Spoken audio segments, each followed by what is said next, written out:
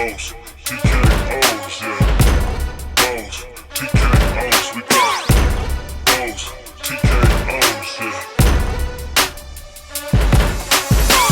Lopes, TKOs, we got Lopes, TKOs, yeah. Lopes, TKOs. Bows and TKOs. We are live, episode 55, coming at you on this beautiful mid-morning Wednesday before the 4th of July holiday. I'm your host, Shane Gillette, weekly MMA podcast. And do we have a lot of fun fights to break down? We have PFL action. We have Ultimate Fighter recap as well. And then recapping the big International Fight Week pay-per-view. But before we jump in, I hope everyone has a great 4th of July holiday. Travel safe, be safe. I know here in the desert, in the valley, it is hot. So going up north to my girlfriend's cabin, small town, northern Arizona, catch some rodeos, escape the heat a little bit. And this past weekend, I had my best friend Dakota, his wife and daughter come over and visit for the first time. Lots of time in the sun. Your boy is looking tan. Got a nice morning golf session in. Tried to avoid some heat stroke. It was hot by the end of it. And hit the Tiger Woods Pop Stroke Mini Golf, the new one in Scottsdale. So had a good time. Excited for the holidays. Excited to talk about this UFC action. Because was planning to film last night. Didn't make it happen. But the Ultimate Fighter, man, got me fired up. I'm still living on a high for it. So let's jump right in. Some fights that have been announced. We have the flyweight bout and another bout being added to the UFC Denver card. The Drew Dober fight falling apart against Mike Davis. We had another fight off that card fall off the main event, get switched up. So it looked like Denver was going down the drain, but the UFC doing their wizardry to give Denver a show. We're getting the flyweights, Joshua Van and Charles Johnson for that card. Should be a doozy. A good test for Joshua Van, Charles Johnson on a streak. We got Montel Jackson and Damon Blackshear also added on that card. A very nice scrap. For August 3rd, we have Shamil Gaziev and Dontel Mays. And then for UFC 304, Gregory Rodriguez needed a new opponent. Christian Leroy Duncan inserted. That should be a fun display of striking and violence. And then we have Bruno Ferreira and Roman Kopylov on the August 24th card. You want to talk about violence and striking, that's another absolute banger. We got Edmund Shabazian and Gerald Mearshart on that card as well.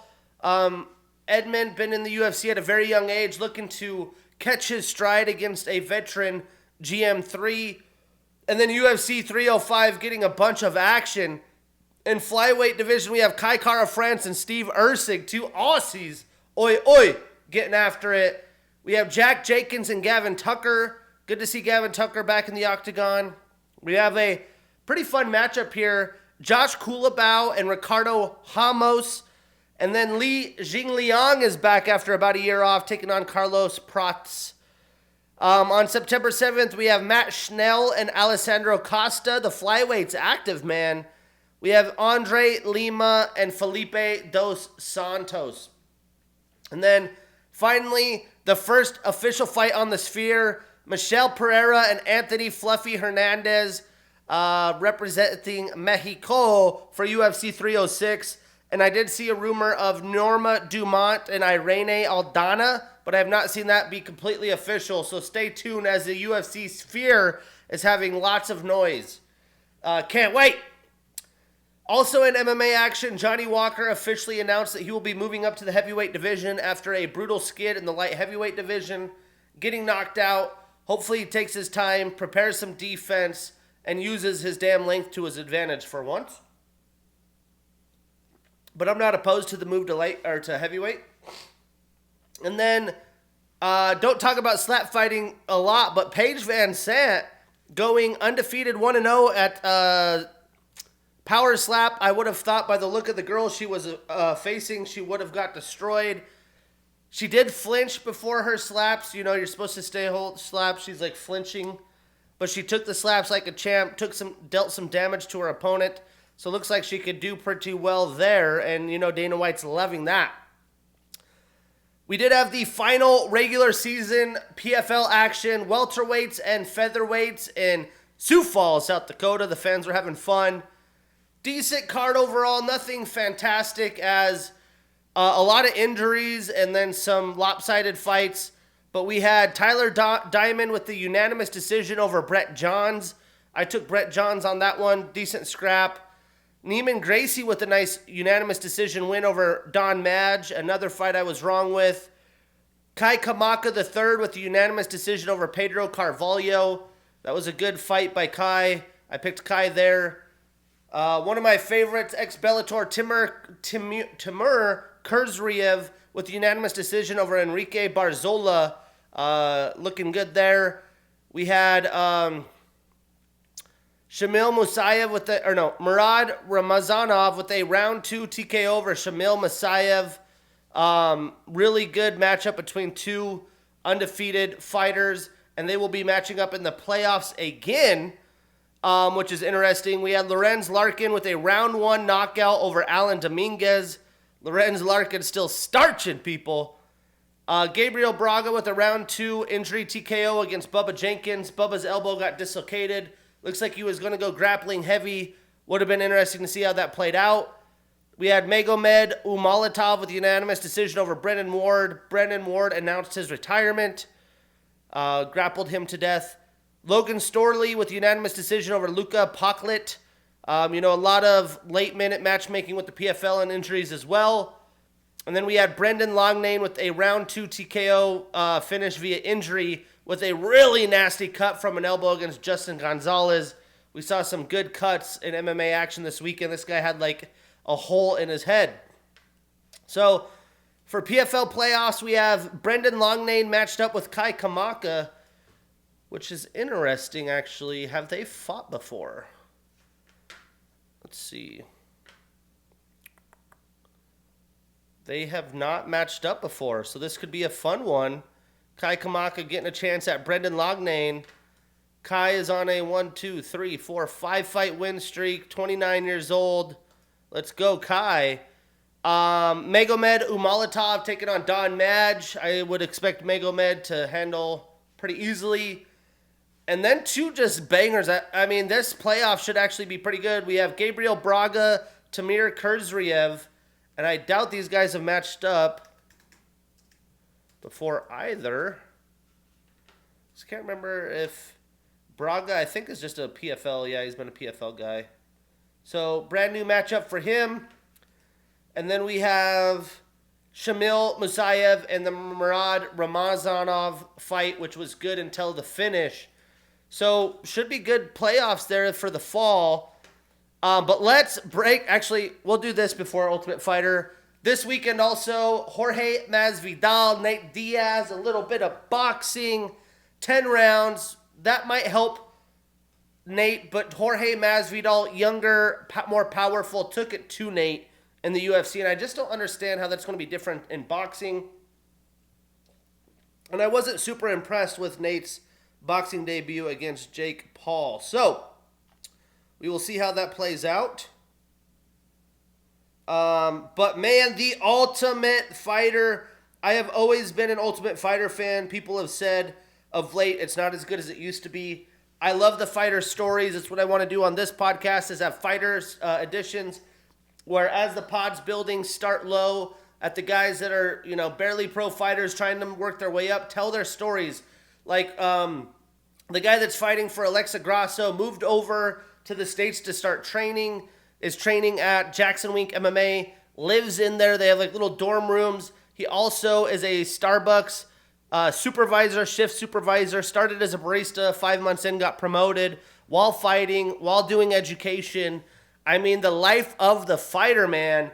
And it's just cool to see the behind the scenes there with guys and make them more human. And I would love to be able to do that, explain to people what these guys have to go through to keep a fighting career and actually make it to the big leagues. Because I think it's just as ruthless as anything else. But Valentina had Special Forces fighter take on Grasso's Jackson Wink guy who just came off 2 BKFC fights. And the Special Forces guy was Valentina's second featherweight pick.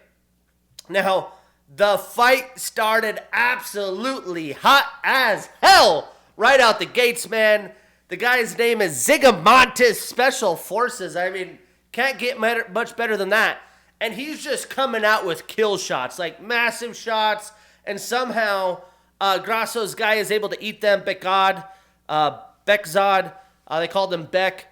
And you could tell Beck has been fighting BKFC because he was eating shots, delivering shots, hands down, no defense. We are going to war, and we are going to get after it.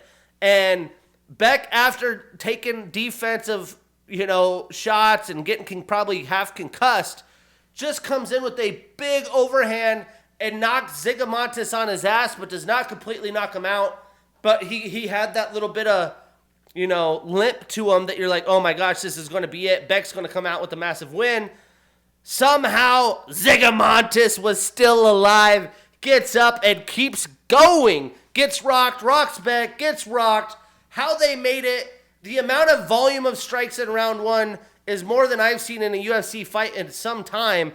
And if we could compare the closest thing to BKFC in the UFC, this is it. So if you like violence, you like chaos striking, you like it all, I highly recommend, if you haven't tuned into The Ultimate Fighter, start from episode 1.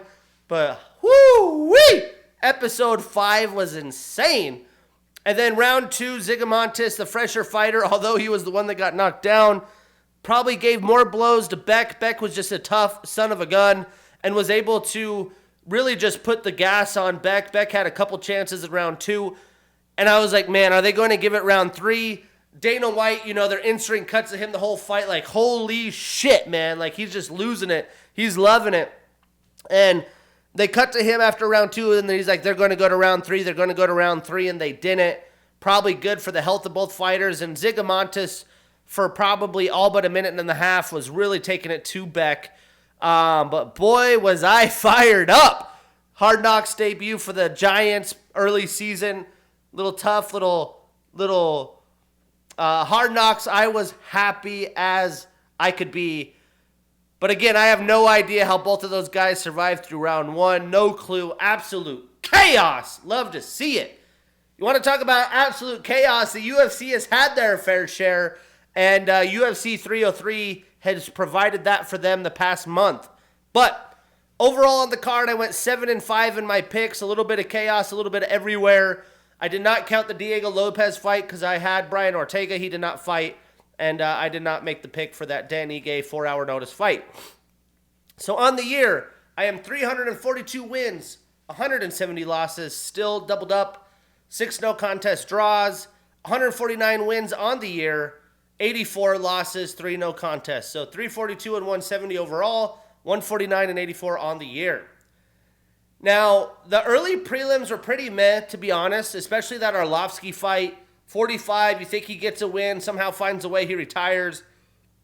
And I think that just kind of sucked the arena out of the air. Although it was Vegas, nobody really showed up till midway through the prelims and really got going for the pay-per-view.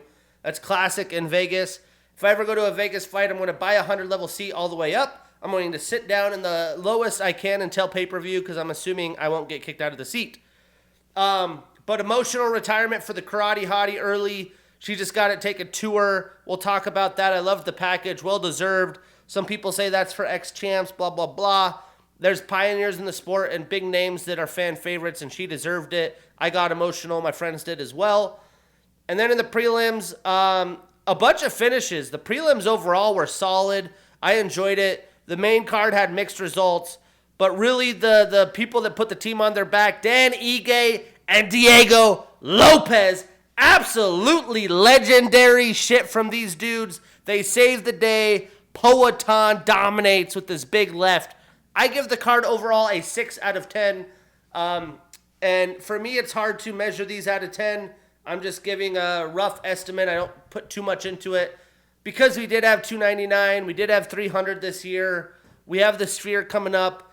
I just feel like it was a 6 out of 10. So, In the early prelims, we had Vinicius Oliveira with unanimous decision over Ricky Simone. And this was one of the fights I picked wrong.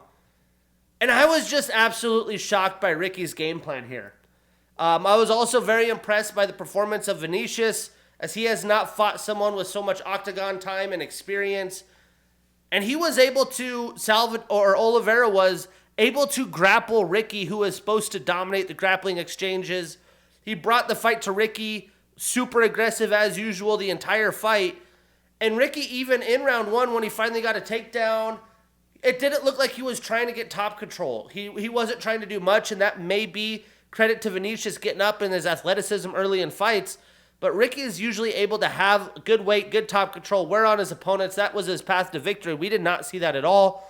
And by round three, Vinicius was piecing him up, still had energy, because Ricky wasn't pushing the pace. He wasn't coming to Vinicius, making a move up in his face, doing takedown after takedown to wear on him. He was letting him stay at striking and kicking range and stay fresh for most of the fight. So pretty shocked by Ricky. Pretty brutal loss for him. I'm not too sure, where he goes from here.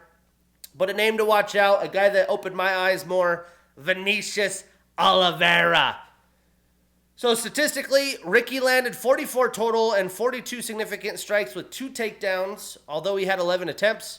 So props to Vinicius on that takedown defense. He was prepped and ready to go. And Vinicius pretty much doubling the volume, 96 total and significant strikes, and he even had a takedown of his own. So Vinicius extends his winning streak to 4. He is 3-0 in the UFC, and Ricky extends his losing streak to 3. He has been active, though. His last win, July of 2022. So what's next? And with that fighting, that losing streak, you knew Vinicius was a guy up on the rise. I feel like there's just been a brutal shot of confidence loss. I don't know if he's been working with the same team, I'm pretty sure, his entire career. Maybe get a new coach, do some sports psychology stuff if you really want to be there. But what's next? I would like to see Ricky take on Cody Stamann. I don't think Ricky's roster spot is on the line at this point. Him and Cody could fight to keep a UFC roster spot. I think that would be fun. And Vinicius could take a step up and scrap with Victor Henry. Moving on in the early prelims, the snooze fest of Martin Buday with a split decision victory over Andrei Arlovsky. I was taking the chance on Andrei. I figured he wanted to go out on top. I didn't even realize this was his last fight on his UFC contract, which even would have made more sense. So I picked the underdog, going for the vet, hoping for him to finish on top. But this fight was just two guys laying on each other against the cage, man. Martin, more than a decade younger than Andrei, just didn't look like he actually wanted to win the fight. It's like he showed up, he just kind of did a little bit, used his size a little bit.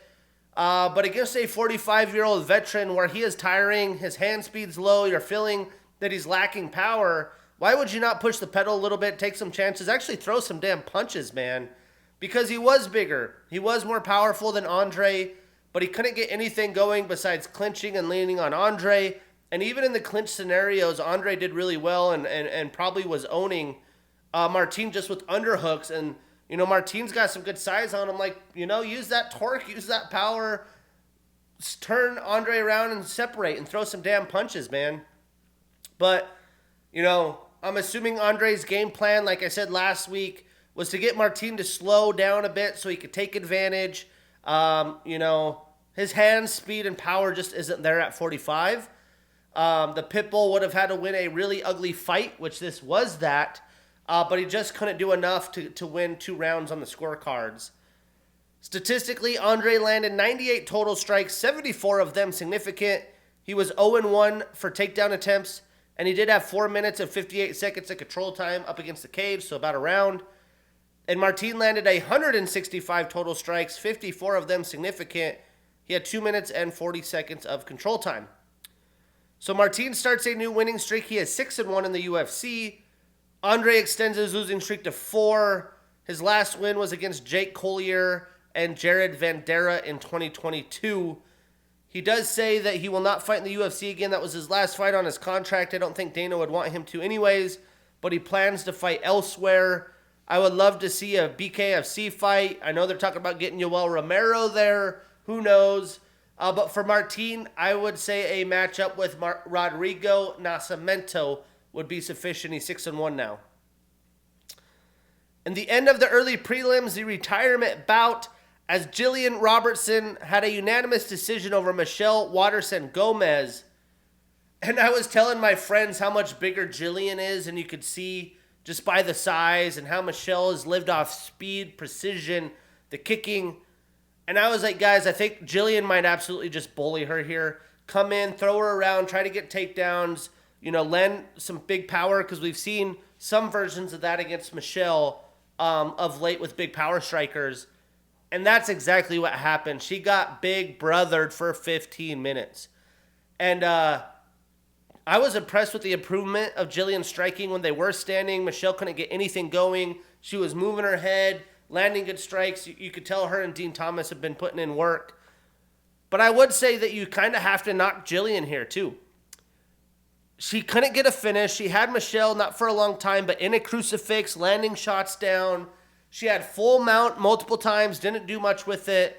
And 15 minutes of total control. She could have taken some more risks. I think she could have kept it standing, tried to deliver the knockout, or, rock her so you could take her down, then submit her. She's on a massive stage for International Fight Week. This is the time to do it, and she just didn't go for it. Statistically, Michelle landed 41 total strikes, 21 of them significant with the takedown, and Jillian landed 122 total strikes, 77 of them significant. She had 2 takedowns in 6 attempts, 2 submission attempts, and 12 minutes and 34 seconds of control time. So Jillian extends her winning streak to 2. She is 4-2 since 2022. And Michelle ends her career on a 5-fight losing streak. Her last win, although impressive, was Angela Hill in 2020. So where does Jillian go from here? Give me Jillian and Yasmin Lucindo. That would be fantastic. Let's see what Jillian can do from here. Moving on into the prelims. If you don't know, now you know. Peyton Talbot with a round 1 knockout over Giannis Gamori. Performance of the night, 50 G's to Peyton. And I really wanted to see how Peyton would do in front of the fans, although at this point, it's not like this was a buzzing T-Mobile Arena. But first fight in front of the crowd was damn short and sweet. People now know who Peyton Talbot is and what he is capable. After that massive knockout, came in, touched him with a jab, boom, big overhand right, and that was it. He almost sat there like it was going to be a walk-off because Giannis was so rocked. The ref could have called the fight, but he's like, all right, came in, landed a couple of shots, got the finish. This kid possesses some serious power and some solid striking. It only took him 13 total and significant strikes with the knockdown, and Giannis landed only 1 total and significant strike. And I haven't rewatched the fight, but I don't remember that happening. So Peyton stays undefeated on a 9-fight winning streak. He is 4-0 in the UFC. Giannis extends his losing streak to 2. Those were his only 2 fights in the UFC. So what's next? Well, Peyton called out Adrian Yanez, but on the MMA Hour, Peyton made it seem like the UFC brass was telling him either Adrian's about to get booked or something like that. So how about a fight with the veteran Rayoni Barcelos? I think that would be a next step in a ladder board. We don't need to rush this kid to the top. He's only 25. And for Giannis, if he is still in the UFC, he could take on Dan Argueta for a UFC roster spot. Peyton Talbot, though, whoo-wee. And then he tried to do some like McTwist celebration, couldn't land it. It looked like he almost rolled his ankle. He played it off, said he was fine. The kid is a risk taker. He's skateboarding, doing crazy shit. He lives that kind of life. But golly, can he scrap. Then we had Gene Silva, a fight I got wrong. Woo-wee! Round 2 TKO over Charles Jourdain. Gene Silva, have a day, man. Now, I understood Gene had some power, but I had not seen it against quality competition, and he just bullied Charles in there, man. He turned Charles, who is a very technical striker, light on his feet, in and out, usually the quicker striker with good footwork, turned him into a grappler. He did not want that smoke as he felt Gene's power. And I assumed Silva would tire out as the fight would go on and Charles would take advantage, but he didn't get to that point. He rocked Charles early and got the finish in round 2. What a brilliant display. Charles was just backpedaling, trying to get it figured out. Gene Silva and the Fighting Nerds, the takeover is real. Now, Charles landed 24 total strikes, and 23 of them significant, with 3 takedowns in 7 attempts, and 1 minute and 17 seconds of control time, while Gene landed 35 total strikes, 24 of them significant, with the 2 knockdowns. So Gene has his winning streak to 10, 3-0 in the UFC. Charles extends his losing streak to 2. He is 3-4 since 2022. He's been active, just not coming out the right way and had some close decisions in there. So where do these gents go next? Well, I think Gene and JSP would be a great, fun scrap. Jonathan Pierce. And for Charles, he could take on Pat Sabatini. I think those are good, even matchups and a good next step for those two. Brilliant display by Gene, though. Woo-wee! And then we had Andre Fili with a split decision victory over Cub Swanson. Fight of the night. And Andre just looks like a taller, younger version of Cub Swanson with the tats, the way they fight, the power, the technical striking ability. I really did think, though, that Cub won this fight. I thought Cub did 2 rounds, but each round was so damn close, it was hard to say. I think Andre swaying the fight in round 3 really paid dividends for him. But both men were tit for tat the entire night. And Andre mentioned how, I think on the MMA Hour a while back, that Cub is someone that he's really looked up to. And I think you could see a little bit of what Cub has done in his career in Andre. But they put on a show for the crowd. This was just really getting the crowd to get excited, show up and get excited. If they were there for the Gene and Peyton displays, they're getting the finishes, they're getting some violence. But I did think Cub did enough. And it's going to be hard for him because, you know, he's battled retirement. He tried a stint at bantamweight, couldn't do it. Now at featherweight, he's 40 years old, and you lose a close decision. It really just gives you a fork in the road of your career and where you go next. I just don't think his stock got lowered here. But, you know, good close win for Andre. He looked good. Good bounce back from the knockout only like 5 or 6 months ago. And the stats kind of back this up. So Cub landed 90 total and 62 significant strikes. He was 0 for 2 in takedown attempts. Andre landed 70 total, so 20 less. He did have 67 significant strikes, so 5 more significant. They're saying he landed the more powerful shots, which he's a little longer, so he did land some good shots, not like super impressive shots. But he did get the takedown, so only 2 for 11. So great job for Cubs shucking those. But he did have 3 minutes and 50 seconds of control time, and that could have been a big part in the decision. Razor close. I did not watch the fight back. I could have got it either way. I did have Cub Swanson off after first watch, though. So Andre starts a new winning streak. He's an active fighter, 3-3 since 2022. And Cub starts a new losing streak. He is 1-2 since 2022. So what's next? Well, Andre, you got to win. Here's another veteran, Damon Action Jackson. That would be a banger. And for Cub, I would like to see him square up with Jack Shore. We'll see what Cub's future plans are, but he looked good. I'm assuming he's going to keep on fighting the good fight. And then Be Like Joe. Joe Pyfer with a round 1 knockout over Marc-Andre Barriault. Performance of the night, 50 G's to Joe Pyfer. And one thing with Joe, if you've heard his story, the guy is just full of fucking aggression, man. I think he had it all bottled up after he was humbled by Jack Hermanson as the main event. And he took it out on Mark quick, boy. He got a brilliant finish. Mark was measured, trying to, I think, let Joe come in and blitz and exhaust himself and take over late in the fight. But Joe just took it to him and landed some clean shots. Good precision right in the back of the head, temple style. And we know how much power Joe possesses, especially early in the fight. He had broke Francis Ngannou's record on that punching machine for strongest punch. And everyone doesn't really know the accuracy of those things, but that seems to be the most accurate thing we have. And, yeah, he rocked Mark right out the gates. And Mark is not a guy who is easy to finish, let alone beat. Huge win for Joe. Joe on the MMA Hour after this week talked about all the crazy things he went through, an allergic reaction. He wasn't fighting after the Jack Hermanson fight. He feels like MMA fans are ass. If you want to be a successful MMA fighter, you cannot listen to the haters, the fans, whatever you want to call them, the Twitter warriors. You need to just keep putting your head down and working. Don't look at the comments, dude. You're out there racing nice cars. You train with a good team. You're living your dreams.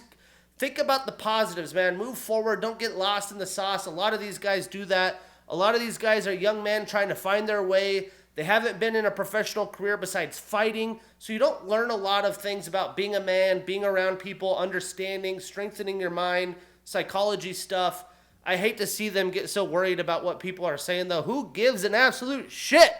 I'm fucking making a podcast out here trying to make a dream myself, getting, 300 viewers a goddamn episode. I ain't getting paid hardly shit, if getting paid at all. But I'm out here giving myself a chance. I'm not looking at what the negative comments, say. I give zero fucks. So, I wish some of these fighters would do the same thing. I do like Joe. What a performance. It only took him 8 total and significant strikes with the knockdown, and Mark didn't land anything. So, Joe starts a new winning streak. He moves to 5-1 since 2022, and he is 5-1 in the UFC. Crazy, he's only been in the UFC since 2022. And Mark extends his losing streak to 2. He is 3-4 since 2022. These guys are active, man. So after the fight, Joe called for Paul Craig. I'm all for that fight. If that fight does not happen, I would also like to see him scrap with Chris Curtis. I think that would be fun. And for Mark, he is still in his prime at 34. So how about a fight with Armin Petrosian? So again, early prelims, the prelims, lots of finishes, fight of the night. I feel bad for the people who came in just for the pay-per-view and missed that. Because kicking off the pay-per-view, we had Ian Machado Gary with a unanimous decision over Michael Page. And I've seen so many mixed results here. People have said that this was a boring fight. They did not like the fight. I understand the fight. I understand the strategy fighting MVP. And I understand where Ian Gary's coming from as an undefeated fighter. The challenge for me is that if you're going to say, I'm the quicker, the fastest fighter, I'm the future, I could be the champ, I'm coming for everyone's necks. And MVP at 37 completely was the faster striker. And I think worried you, like, oh shit, I can't strike because if I do, I'm going to risk him blitzing him and catching my chin. I am going to grapple. Then don't talk that kind of talk. The words are not matching up. I did pick Ian Gary. I honestly, on first watch, did not think he won the fight. I think we could pretty evenly say that Ian won round 1 with the wrestling. MVP clearly won round 2, taking it 2-1 with the strikes. And then MVP landed some good strikes early in round 3. And then Ian laid there, had his back, did not do much with it. It was weird that Michael was just staying in that position, letting Ian stay there. He wasn't shaking. He doesn't have good defense in that department. I was surprised Ian was able to last on his back that long. But, okay, another fight I didn't watch back. We'll give it to Ian. I'm not opposed to that decision at all. If I watched it back, maybe I would be more convinced that he won that fight. But it's just like, dude, if you're going to have those words, you got to back it up. And then after on the MMA Hour, he was just acting like he completely dominated Michael Page and that this was the game plan. He knew what was going on. There was so much drama coming into this fight. Ian accused MVP of wanting to pay off someone and shoot a box in Brazil to get insight and intel from Ian. I haven't heard anything about that. He said you're going to be suspended for life. MVP hasn't discussed it. They were upset. Then they had his kid backstage, and MVP was hugging him, doing all this stuff. I have no idea. All I know is that Ian wants the spotlight, and these things that he's doing, he's getting the spotlight. He's been calling people out in the pressers. He's trying to use the pressers to be like Conor McGregor. Last time he called out Neil Magny for being a terrible, abusive father, which could ruin Neil Magny's life. He doesn't know the facts. He's just saying shit. He's also 27 years old. And I will confidently say that some of these fighters just need to get a little ego and reality check. They fight, they think they can destroy people, but they're not as educated as they think they are, and they say stupid shit without a filter. I do that too. I'm 32 years old. On Tuesday, happy birthday to me. We'll be going to Diamondbacks Braves here in the desert. Regardless, you learn some of these things, especially working in corporate America, big companies, you have to. And it's just like this kid needs humbled a little bit.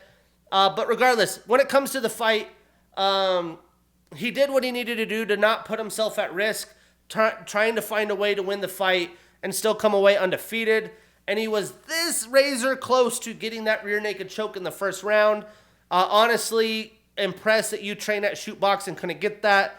Gilbert Burns, I saw a video a couple days later, him or after the fight, showing him how to turn that elbow and lift it up to get the choke.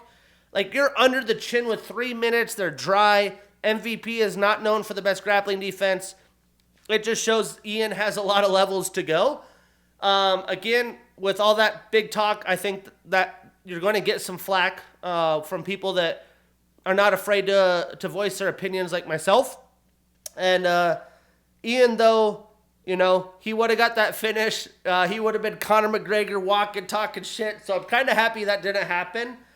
But again, MVP was very quick and fast. I'm impressed with how good that striking is. He is hard to attack. He has been beat by many sub-level Bellator guys throughout his career. But man, is he fun. I've started to enjoy him. I just hope there's no credibility to him actually trying to pay someone off for intel. I highly doubt that he's that kind of guy. But he stonewalled Ian, who is a guy who likes to strike from range, have the low kicks. He did not do any of that. And it was a little bit of a boring fight. It was a high strategy, high IQ fight. For me, it just rubs me wrong because Ian is talking all this smack and he did not do anything like he said he was going to do. Regardless, statistically, Ian landed 65 total strikes, only 19 significant. 15 minutes of a fight, he landed 19 significant strikes. I don't want to hear that shit. He had 2 takedowns and 5 attempts, 2 submission attempts, and 7 minutes and 29 seconds of control time. Meanwhile, Michael landed 52 total, so 13 less, 21 of them significant, only 2 more significant, and 1 minute and 52 seconds of control time.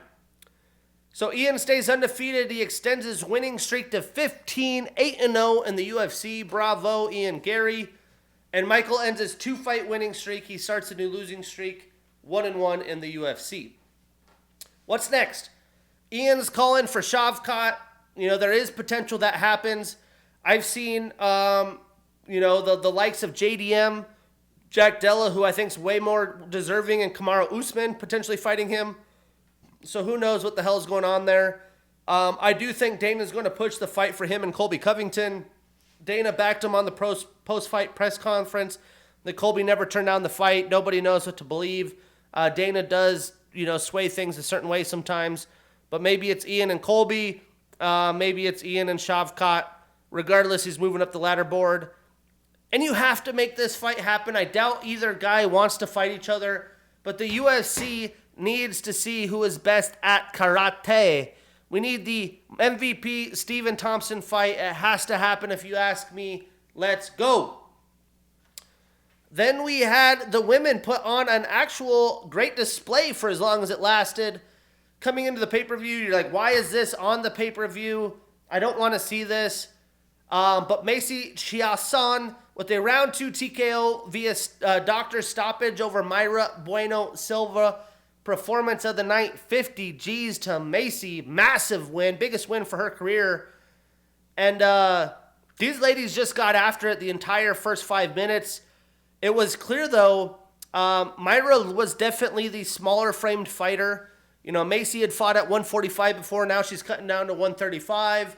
And another clear thing is that Mayra packs a freaking punch. The Shitara. When she strikes, dude, she's dangerous. That's why she's got such a good resume of victories. Macy was feeling those. I'll tell you what, Macy is tough and durable, though. And somehow Macy was able to avoid takedown attempts from Mayra, which I was surprised she was doing so many, especially trips and things like that against someone who's so much bigger. They didn't go too far, but she was trying, keeping things fresh. And then eventually in round 2, Macy got the takedown. But round 1 was insane. High pace going. I mean, it wasn't as good as that Ultimate Fighter episode 5. But let's pull up the volume of round 1 real quick. I mean, it was fun. One of the most action-packed rounds that I've seen. brought a lot of life for me into the pay-per-view after the Ian Machado-Gary fight, because me and my friends were in the pool all day and pretty, burnt up and getting tired. But they put on a freaking show, man. Round one, Myra, 47 strikes, 42 significant. Macy, 50 total strikes, 37 significant. And I don't know how those significant strikes for the 900th time really work, but I will say that Myra landed the lot more pack on her, a lot more bang on her punches. But round two, finally, what you thought the game plan was, Macy got a takedown. And once she did, she was able to control Myra decently. Myra looked like she was going to keep throwing up some submission attempts, move those hips, and who knows what would have happened. But she landed a super nasty elbow above the eye and cut Myra, blood everywhere. And I think eventually Myra was able to get to a point where Macy was outside of her guard, looking to come in. The ref stood it up, and immediately the official had the doctor come in and look at the cut. This is my take as an OG UFC fan. I don't agree with the cut or with the stoppage. Do I agree that it was a nasty cut? It could get worse and they probably shouldn't fight? Absolutely. But the UFC recently and for years have let that cut go. They have let it go to the point, I think there was another minute and a half left in the round, where they let the fighter finish the round, they go doctor it up, get the stuff on there, and then as long as they could avoid shots to that eye and it doesn't get completely worse, they will let the fight continue. Myra was begging them for the fight to continue. I just don't understand, because there is not standardized ways of calling this. We had the issue with Jack Shore's leg earlier this year. We saw RoboCop with such a nasty cut that you could see the white shit, whatever that is, cartilage, bone, in his forehead, and they let the fight keep going. So for me, I think they should have let the round go. If it kept getting worse and kept getting hit, sure. But they were about to be standing. Myra has a chance. Myra, in my opinion, won round one. Why not let the fight go? And then coming into round three, after they have the Vaseline and it doctored up, if it keeps getting shot at, it gets worse, then we call the fight. So that is my opinion. I've just seen nastier cuts. I just want some consistency. And Myra didn't get the benefit, because I do think with the cut, Myra still had a good chance in winning that fight, and it was one hell of a fight that fight fans could have enjoyed. Either way, statistically, Myra landed 53 total strikes, 46 of them significant. She was 0-4 in takedown attempts, but had a minute and 19 seconds of control time.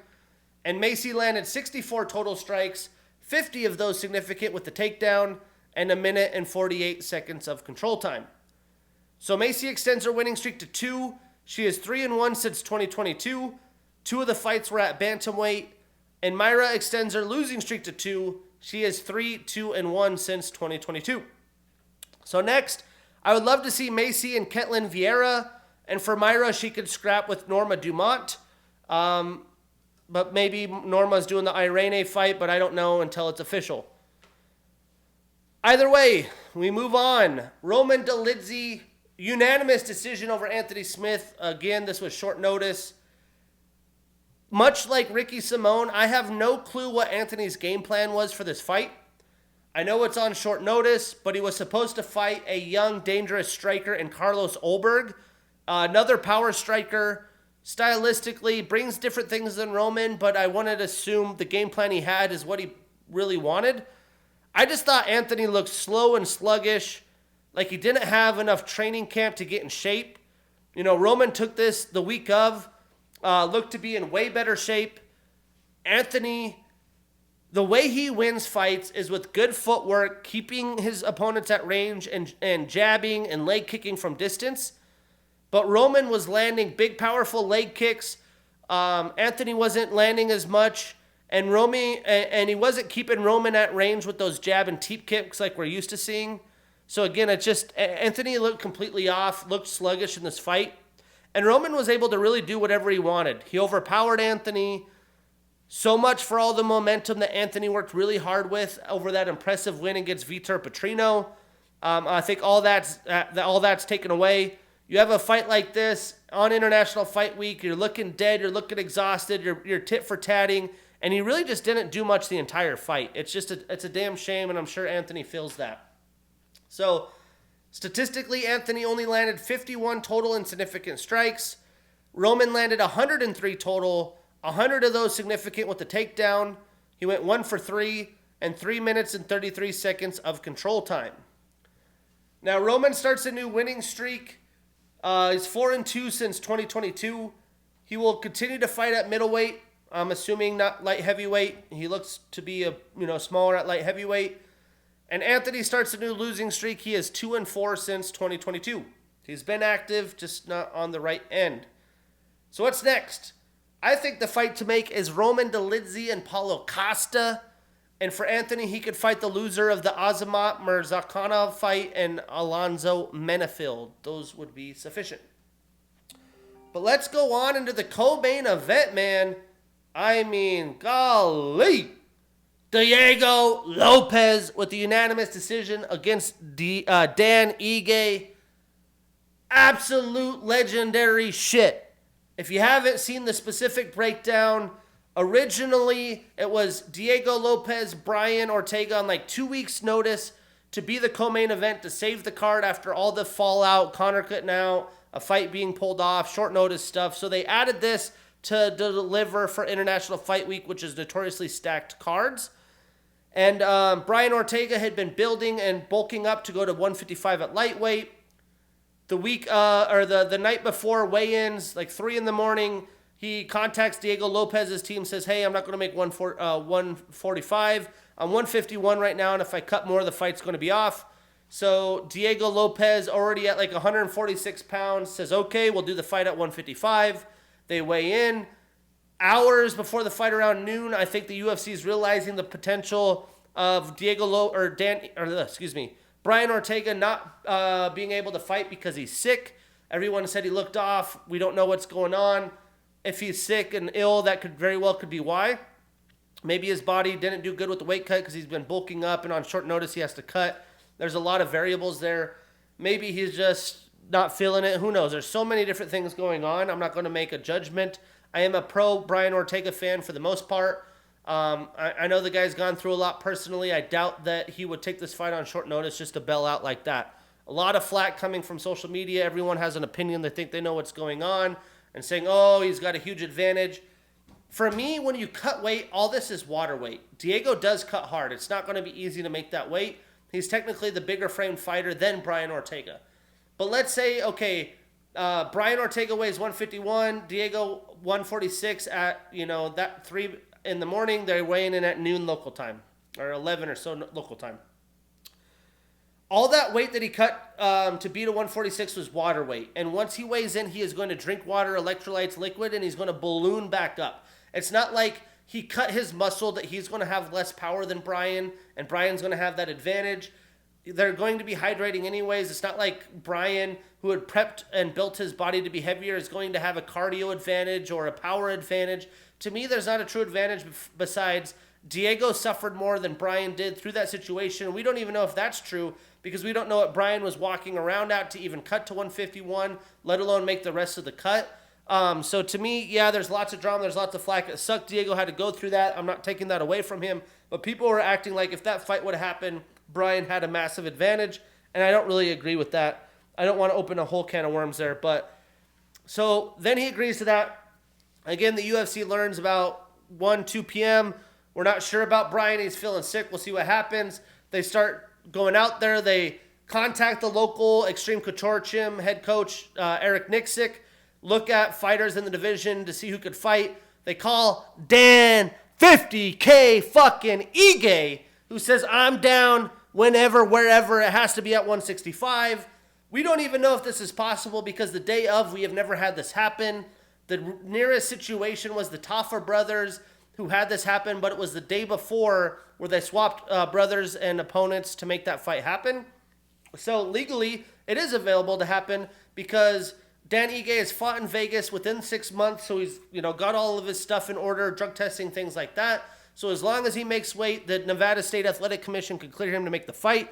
So about 4 p.m., they weigh in Vegas. Diego has to make 165. He weighs like 163, and Dan Ige is able to make weight. A lot of that is nutrition and supplementing, but the stress of multiple opponents, multiple game plans, and the biggest moment, the biggest card in Diego Lopez's career, I do not take that lightly, let alone you're trying to gain weight, but also be ready for fights.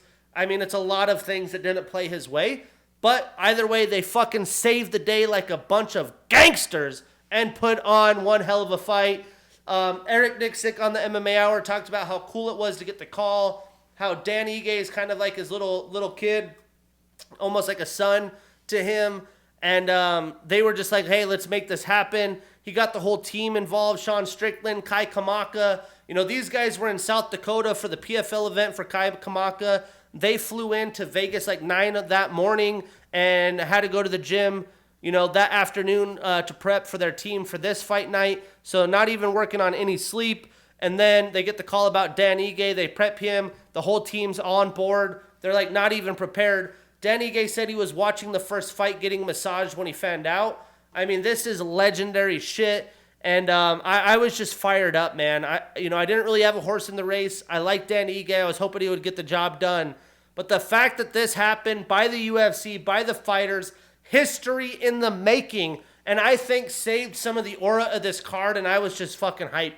Seeing it on Twitter, I thought some stupid dude was just making shit up. It ended up being factual. My mind is blown. But not only did Dan show up from the fucking couch, but he almost damn near won the fight and took it to a younger Diego Lopes who was dangerous in the third round and absolutely took it to him. Damn near finished him. And if I think he would have took a little bit more risks and put the gas on the pedal, would have got the finish. But the key moment in this fight, Diego rocked Dan early in the first round. He was, he's the bigger, taller striker. Dan defensively sound, but Diego was just trying to find the holes, rocking him with big shots. And in round 2, Dan landed a brilliant head kick, shin on chin. Diego was able to stuff it and somehow grab the leg, got Dan down. Dan was fighting off his back the rest of the round. That was the key moment. Dan lands that shin, maybe has Diego rocked. Most people would be rocked. Doesn't have the leg kick. They keep fighting and striking. Dan wins that round, and it was almost a damn near 10-8 round, in my opinion, in round 3, because Dan was taking it to him, man. Rocked him on multiple occasions, and again, I think if he would have went for it a little bit more, could have got the finish. But golly, does Diego have a sense of just going for it. And maybe it's because he had an opponent off the fucking couch a couple hours before, but his aggression, his jiu-jitsu, he is going to be a problem. Is he the most technically sound striker? Is that going to be sustainable at the top of the division? Even against guys like Brian Ortega? I don't think so. But man, everyone's going to have to be ready and not wait because Diego is fucking straight gas, man. And I don't know. I'm not a TMZ guy, but there is rumors that he's dating Sydney Sweeney. So Diego Lopes is just stacking up dubs, son. He didn't get the third-ranked fighter. He got a guy ranked 1 spot ahead of him. No losses here. And Dana says both of these dudes earned their spots on the Sphere card. So bravo. I'm sure they got paid nice and handily for this fight. But again, absolutely fucking legendary shit. Woo-wee! Now, statistically, Dan landed 67 total strikes, 42 of them significant. He was 0 for 1 in takedown attempts and had 1 minute and 39 seconds of control time. Now, Diego landed 90 total strikes, 49 of them significant. He was 1 for 3 in takedown attempts with 4 minutes and 6 seconds of control time. So Diego extends his winning streak to 4. He is 4-1 since 2022. And Dan starts a new losing streak. He is 3-3 since 2022. So what's next? Well, Diego wants to fight Brian at the Sphere. I don't think Brian's going to fight at featherweight. So I'm going to say Diego takes on Josh Emmett at the Sphere, which I think would be one hell of a fight. And for Dan, I would love to see him brawl with Yair Rodriguez at the Sphere. Win-wins for these dudes. Mad respect. I can't wait to see what's next. And then the main card, Alex Pereira with a round 2 knockout over Yuri Prochazka. Performance of the night, 50 G's for Alex Pereira. It's actually said by his coach that he got a $303,000 bonus for UFC 303. Short notice, broken toes, got the job done, saved the card. Alex Pereira is absolutely legendary. And again, this fight was on short notice. Alex accepted the fight when he was in Australia doing camps for kids.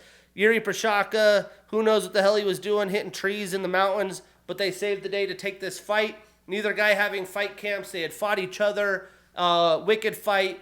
And like I said, when both fighters are on short notice, usually it's a little sloppy and ends in a finish. That's exactly what happened. Really sloppy fight by Yuri. And an absolute terrible stoppage by the official, Herb Dean. Head kick to Yuri. Maybe it was a punch. I can't remember. Knocked him down. Saved by the bell. Could have been called. Beginning of round 2 did not last long. Head kick to Yuri, which Alex said he saw film on Yuri prepping to check calf kicks with his hands down, which set up the upper kick. Legendary shit if that's true. Right before the fight, he said he saw that. And he was done after the head kick. Absolutely done. Herb should have jumped in there and called it. Alex came in, 6 shots. Yuri's head bouncing off the canvas. You could tell it really messed him up. He couldn't find the stool and was wobbly for a long time. He took so much extra damage that wasn't needed. Wasn't needed at all. Maybe you don't call the end of the first. I probably would agree with that. But right instantly, once that high head kick landed, get in there, call the fucking fight. And maybe there was drama because in the first fight, they felt like it could have went a little longer. They called it early on Yuri. I don't know. But either way, I think that was a horrible stoppage. I hate to see it. And I don't know, where Yuri's mentally going to be here. He's talking about potentially go up to heavyweight. He says he needs to evolve. I think he does. You need to practice defense, dude. You got to be able to mix things in a little better. Keep your hands up, and you got to be able to protect that leg. You can't get it chopped up. Either way, Alex Pereira, double champ, talking about going to heavyweight. Joe Rogan's hyping it up, getting the fans get hyped up about it. I think that is a potential. I don't think it happens this year. But man, the highlight of this fight was that damn stare down. 5 minutes of them staring into their soul. It didn't look like they blinked. They were ready. But not an amazing fight as it was complete domination by the champ. Alex landed 49 total strikes, 38 of them significant. He did have 2 knockdowns. And Yuri only landed 7 total insignificant strikes. He had 1 minute and 11 seconds of control time. So Alex extends his winning streak to 4. His second light heavyweight title defense, and Yuri starts a new losing streak. He is 2-2 since 2022. So what's next? I think it has to be Alex and Magomed Ankalaev. I think Alex takes that fight late this year, then has a time prep to go to heavyweight. And for Yuri, I hope he takes a decent amount of time off. Best case scenario, end of year, early next year, takes on Jamal Hill. I think that's easily the next fight that'll happen there. Either way, crazy chaos. Diego Lopes, Dan Ige, holy criminy. UFC 303, 4th of July weekend. We have the holidays off. And then more of somewhat a revived Denver card. It seems like Drew Dober might have an opponent as well. If that's the case, this card's pretty solid. But before these fights were announced today, it looked a little sketchy. But we have the short notice fight. Rose Namajunas, former champion, taking on Tracy Cortez for the main event. Should be a doozy in Denver. The fans will be crazy. Episode 55. I'm your host, Shane Gillette. See you next week.